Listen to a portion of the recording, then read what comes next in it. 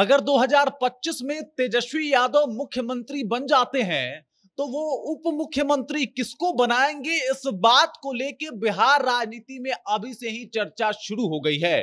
कोई बता रहा है कि चूंकि इससे पहले भी मुकेश सहनी कह चुके हैं कि वो उप मुख्यमंत्री बनना चाहते हैं, तो मजबूरन तेजस्वी यादव को ऐसा करना पड़ेगा और मुकेश सहनी को उप मुख्यमंत्री बनाना पड़ेगा।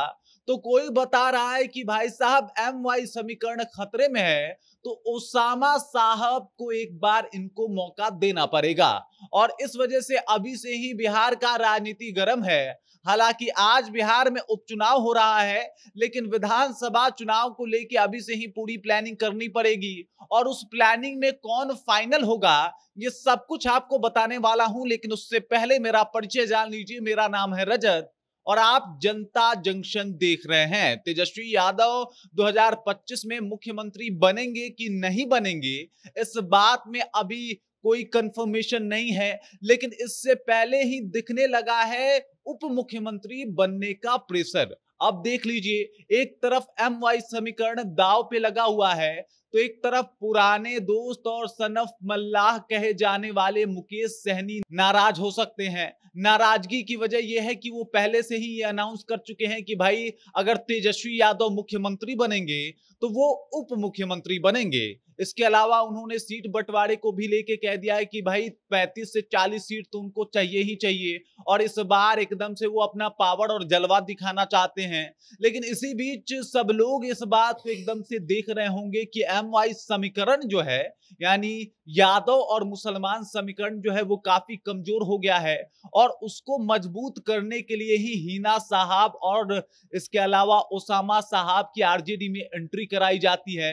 लालू यादव ये काम करवाते हैं और अभी आपने बेलागंज में देखा भी होगा कि बेलागंज के मुसलमानों को रिझाने के लिए और आरजेडी के पक्ष में करने के लिए ओसामा साहब से लेके हिना साहब को चुनावी मैदान में उतारा जाता है।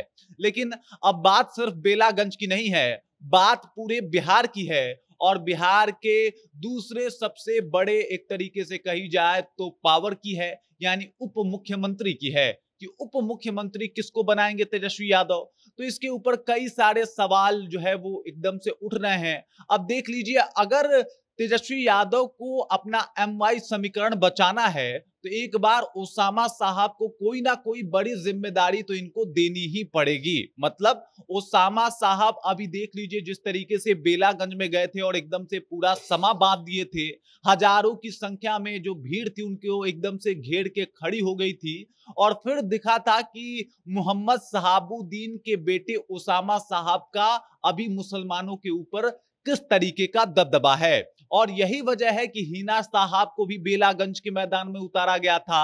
लालू यादव उनके साथ गए थे और ये दिखाने का प्रयास किए थे कि भाई आज भी हम मुसलमानों के साथ हैं। मतलब मुस्लिम वोट जो है वो जो है आरजेडी के लिए कितना इंपॉर्टेंट है, इससे पता चलता है कि बीमार लालू यादव को भी हिना साहब को लेके बेलागंज पहुंचना पड़ता है और ये दिखाना पड़ता है कि भाई हम लोग साथ हैं, आप लोग हमको वोट कीजिए। और इस वजह से भी कि भाई अगर आप ओसामा साहब को नाराज करते हैं या फिर उनको एक बड़ी जिम्मेदारी नहीं देते, तो जो तोहमतें लगते आई है अभी तक आरजेडी के ऊपर कि आप मुसलमानों से बस वोट लेते हैं, उनको कुछ भी काम नहीं देते, उनको बड़ी जिम्मेदारी नहीं देते अपनी पार्टी में, उसके ऊपर कहीं ना कहीं मुहर लग जाएगी। और उधर अगर बात मुकेश सहनी की जाए तो मुकेश सहनी एकदम से करीबी माने जाते हैं तेजस्वी यादव के और तेजस्वी यादव के साथ हमेशा वो दिखाई देते हैं। लोकसभा चुनाव में भी आपने देखा होगा कि जितनी सभाएं तेजस्वी यादव ने की, उनके साथ साथ घूम के उतनी सभाएं मुकेश सहनी ने भी की। मुकेश सहनी हमेशा उनके साथ खड़े रहते हैं। बर्थडे वाले दिन भी कुछ खास लोग जहां पे खड़े थे वहां पे मुकेश सहनी भी खड़े थे। लेकिन अब सवाल ये उठता है कि दोस्ती यारी एक तरफ, लेकिन अपना राजनीतिक करियर बचाना वो ज्यादा जरूरी है। अब एक बार तो इनको मुख्यमंत्री बन के रह नहीं जाना है, तो अगर आगे भी अपने मार्ग को प्रशस्त करना है तो एम वाई समीकरण को साधते हुए अगर ये इनको उप मुख्यमंत्री यानी मुकेश सहनी को उप मुख्यमंत्री बनाते हैं तब तो ठीक है, मतलब उसामा साहब की रजामंदी के बाद बनाते हैं तब तो ठीक है।